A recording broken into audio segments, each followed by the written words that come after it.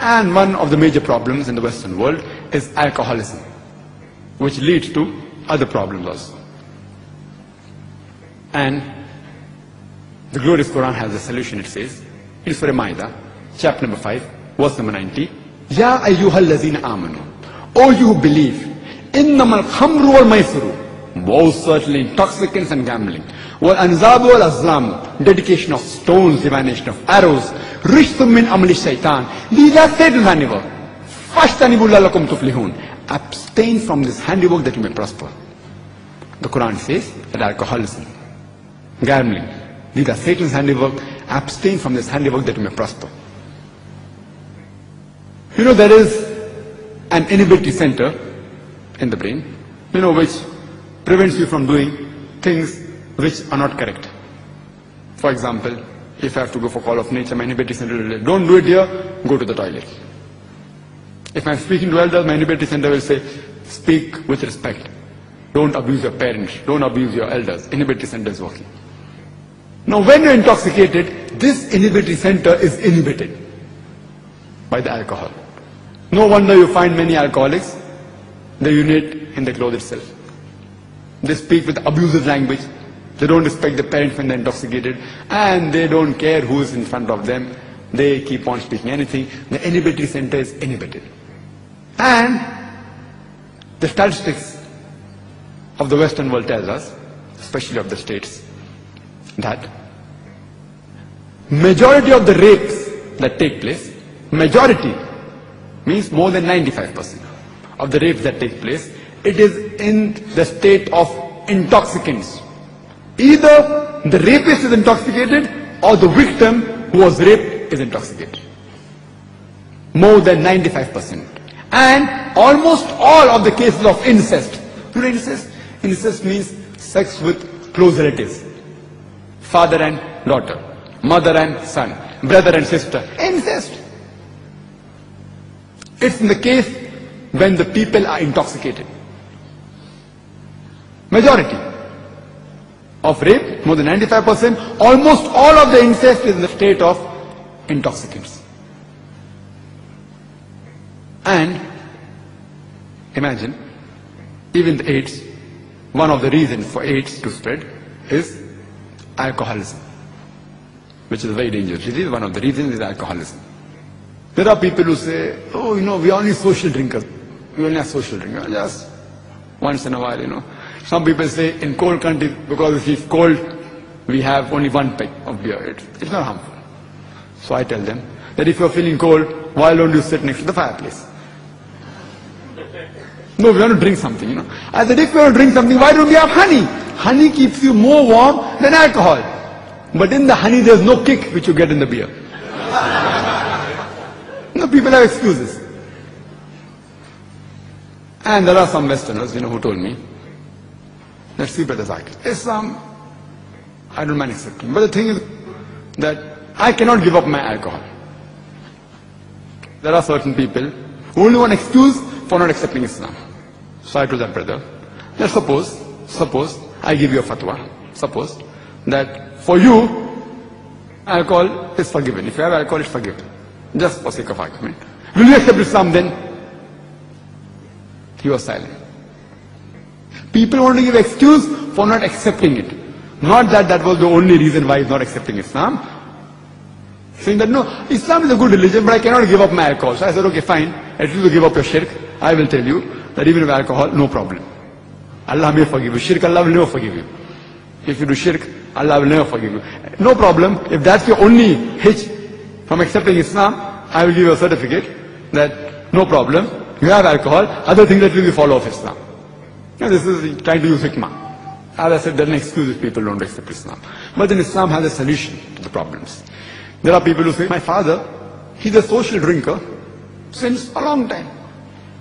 So I tell the people, every drunkard, when you interview him, every alcoholic you interview him, and you can ask the doctors, when you interview them, no alcoholic starts drinking because he wants to become alcoholic. No alcoholic starts drinking because he wants to become a drunkard. He starts as a social drinker. And many of them end up becoming drunkards. And then some people say, you know, my father, he is a social drinker and he has good willpower. He has only one peg a week and one peg twice a week, and he never gets intoxicated. So I tell that any human being who's been having alcohol since several years, you ask him that has he ever been intoxicated in his life, and no one can say no. If he's been a social drinker also, at least a few times in his life, he has to be intoxicated.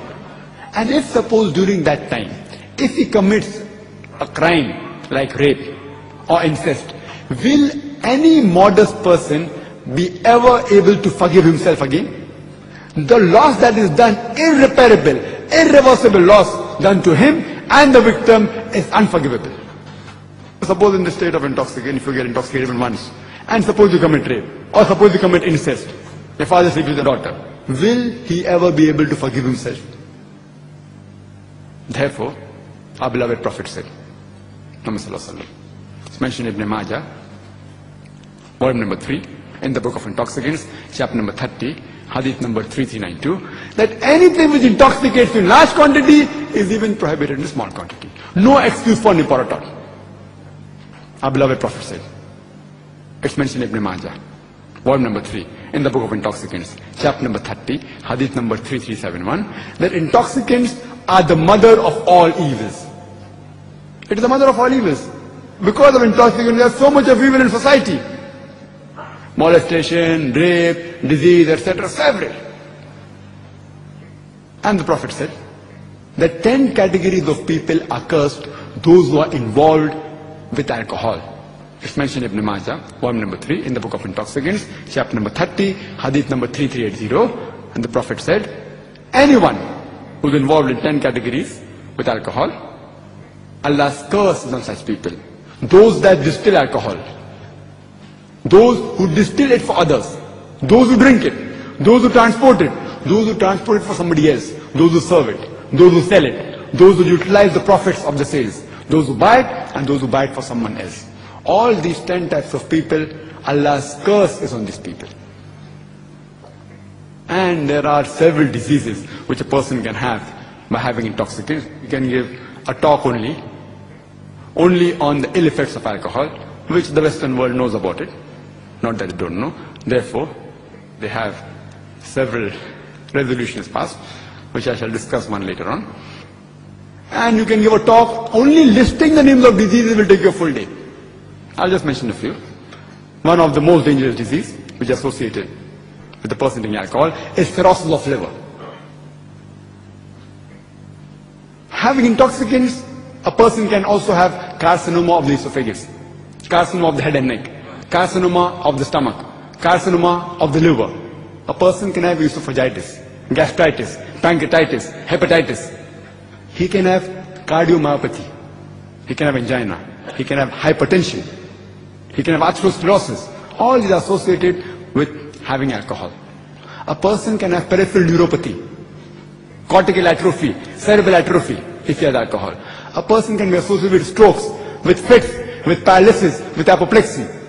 A person can have Wernicke-Korsakoff syndrome, which is a syndrome associated with loss of immediate memory and confabulation and retention of past memory due to thiamine deficiency, which is associated with intake of alcohol.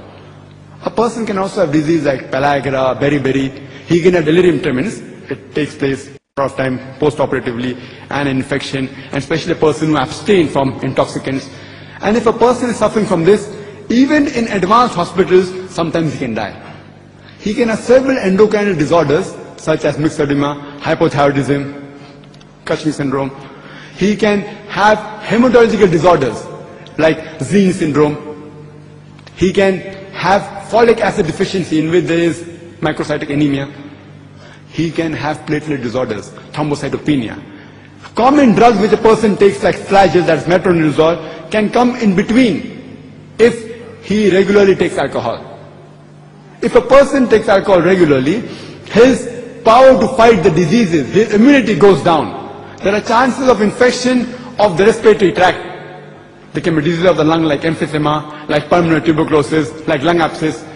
And when a person vomits, his cough reflex is reduced during intoxicant, and the vomitus can go into the lung, causing lung abscess as well as emphysema. A person can even die due to this problem.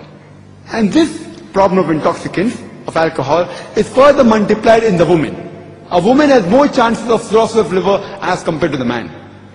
And if a woman is pregnant and if she takes alcohol, there are chances of having alcohol fetus syndrome. It even affects the baby. There are several diseases. There can be skin disease like alopecia, eczema, paronychia, stomatitis. Several diseases. You can only list the diseases for days together and discuss for months together. But today's doctors, the Westerners, they tell us in the medical journals that alcoholism is a disease. It's a disease, it's not addiction. You know, like how you have typhoid, you have pulmonary tuberculosis, and normally people are sympathetic towards people who have disease. If a person is sick, you are sympathetic. Poor person, he has got typhoid, he has got influenza, he's suffering from illness. So today's doctors tell us that alcoholism is a disease. So I tell them, if alcoholism is a disease, it is the only disease that is sold in bottles. It is the only disease that has a licensed outlet for its sale. It is the only disease that brings the revenue to several governments of the world, including the Western government. It is the only disease that is advertised in the television, on the satellite, on the radio, in the newspapers, in the magazines. It is the only disease which brings violent deaths on the highways. It is the only disease that destroys families. It is the only disease which has got no viral or germ cause. It's not a disease. The Quran says in Surah Ma'idah chapter 5 verse number 90, "Rijsum min amali shaitan, fajtanibu la'allakum tuflihun." It's not a disease, it's a Satan's handiwork. Abstain from this handiwork that you may prosper. And Islam also has a solution. There are chances that you may get a